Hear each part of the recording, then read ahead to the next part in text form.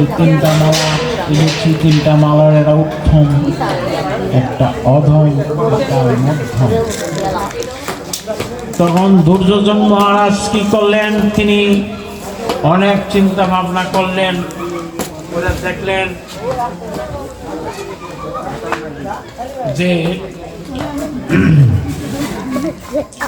যে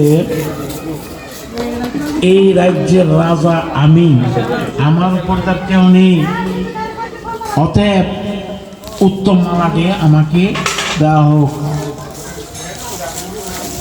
আচ্ছা, মধ্যম।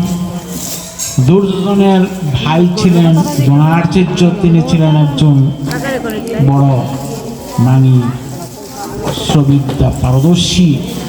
তখন মধ্যম হলো আমার ভাই দুর্যোধন, তাকে মধ্যম মালাটা দেওয়া।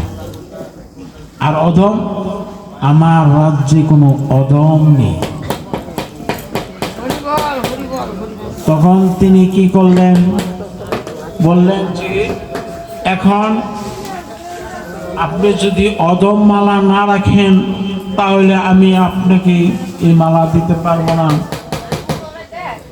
তখন নারদ গোসাই কি করলেন, তিনি মালা তিনটা লইয়া তিনি আবার রওনা দিলেন। হ্যাঁ, মানে অর্জুনের বাড়িতে। অর্জুন